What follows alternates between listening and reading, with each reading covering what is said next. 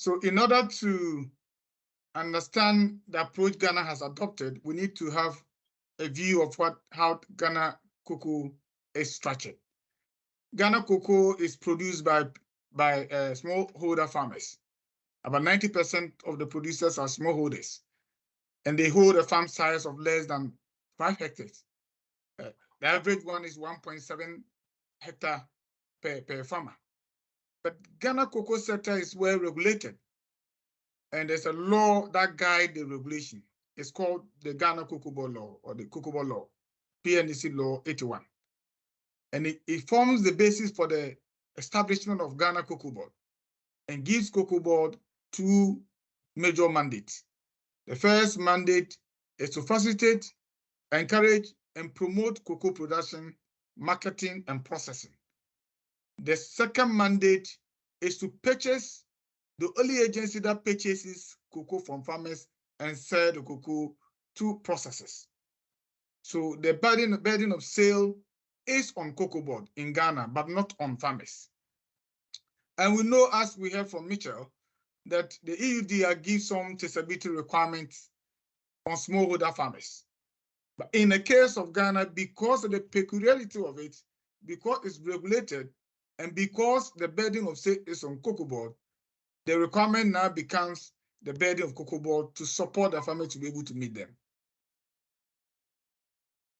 So COCOBOD decided, next slide, COCOBOD decided to look around for existing tools. We'll first look at some of the implications of the EUDR and the burden it places, or the requirement that it places on the smallholder farmer, and i.e. COCOBOD. First of all, the farmer needs to collect data on geolocations of the plots that produce the cocoa beans.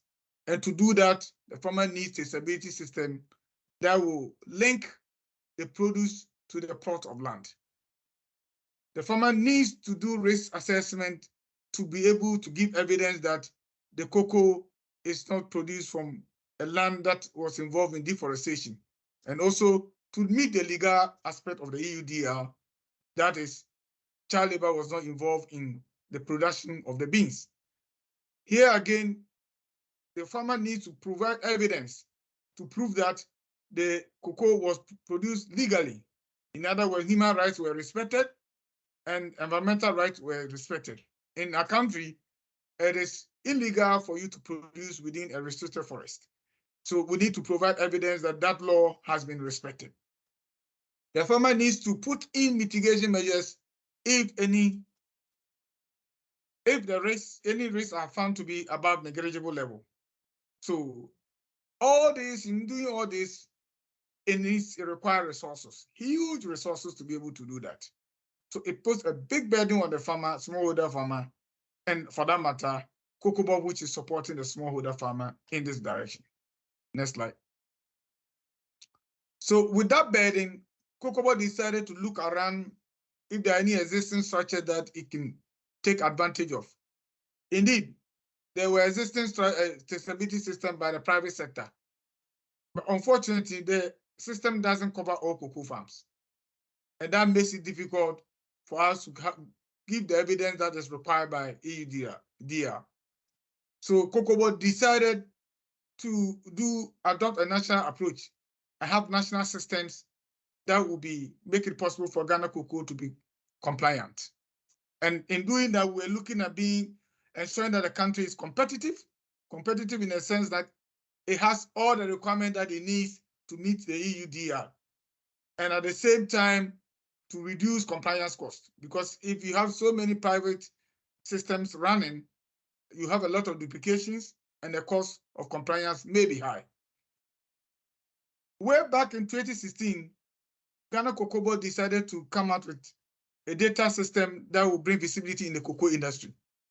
So we saw this was an opportunity for us to develop the traceability system because with that database, we had already measured the cocoa farms, all the polygons, and have already registered all farmers and linked them to the polygons. So we decided to have a national cocoa traceability system that will serve as a single source of truth for every actor in the cocoa industry. In other words, we are ready to provide service to the operator and trader who places products on the EU market. So the system is said that each parcel of cocoa sold by COCOBOD will go with all the mandating data requirements as stated in Article 9 of the EUDR. And this will enable the operator and trader, in our case, the first buyer, to complete the due diligence statement because all the information are attached to the parcel of cocoa that is sold to the operator or the first buyer. Next slide. So what is the Ghana Cocoa Traceability System? Before COCOBOD decided to develop the Ghana Cocoa Traceability System, we already had some traceability system in place. It was manual through our grading system. Through our grading system, which is done at the district level. At the district level, the marks that are fixed, the seal that is fixed to a graded and sealed cocoa, but the drop mass will enable you to trace the cocoa to the district, but not to the plot of land. So there was a gap there. You couldn't trace the plot of land. And secondly, it was manual. So it was laborious. So COCOBOD decided to come up with the Ghana Cocoa Traceability System by extending the traceability system to the plot of land and also digitizing the manual system from the district to the port of shipment under the guiding principle of tracing one step backwards and tracking one step forward. So the farmer can trace to the plot of land and track to the purchasing clerk.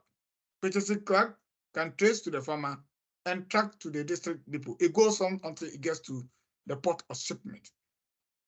So the electronic system was developed, and as we speak now, we have a first mile traceability system in place and ready for EUDR. Next slide. So how is the Ghana Cocoa Traceability System addressing the EUDR? If you look at the EUDR, there are three key elements. First of all, the geolocations. The geolocations of the plot of land have all been captured by the Ghana Cocoa Traceability System. And the system is said that each parcel of cocoa would indicate the geolocation of the plot that produced that parcel of cocoa. So that aspect has been fulfilled. Then, if we look at the other requirement, which is a deforestation-free cocoa, as defined by the FAO, the system has a cocoa-related deforestation risk assessment model anchored on it, said that each parcel of cocoa, you can determine which one is deforestation-free and which one is not deforestation-free because the risk assessment has been done and segregation has also been done. The third thing had to do with legality of the produce. And in our case, Ghana has ratified ILO conventions. So child labor human rights is a big issue here.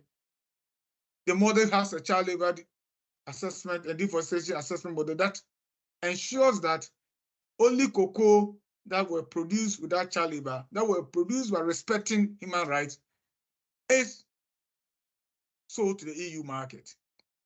And also the fact that the risk assessment will also track whether the cocoa was produced in a restricted forest. In Ghana, there's a law that bans the production of cocoa in production of any commodity in a restricted forest. So that is our law. We must give evidence that we respect that law. And that system will enable us to give evidence to show that we have respected the law. Next slide. Where are we now? As I said, we have already captured all the geolocation of cocoa farms. So far, we have captured 791,000 farmers, covering about 1.4 hectares of cocoa farmlands, involving about 1.2 million cocoa farms. So as I said, the average farm size is about 1.7. We have also developed the traceability software and populated it. So as we speak, we have established first mile traceability. The next stage is operationalizing traceability, which currently, as we speak, We are in New Adibiase, that's one of the districts of cocoa, Asimfosu, and Asibreku. These are 3 districts, cocoa districts in Ghana. We are currently there doing sensitization and training people to be able to use the systems. Pretty soon, we'll be having cocoa, traceable cocoa coming from these districts. Our approach is to do it in phases. We'll do the continuous learning approach. As when we move from one district to another, then we learn, then we scale up. We have 70 cocoa districts. We expect that by March 2024, we would have covered all the cocoa districts, 70 cocoa districts in Ghana. And I must say, this has been a very expensive venture. It is costing us not less than 100 million euros to be able to put these systems in place. So in a nutshell, that is the story of Ghana. That's how far Ghana has gone in terms of preparing for EUDR. And I believe it's akin to most producing countries where it is dominated by smallholder farmers. Thank you. Thank you.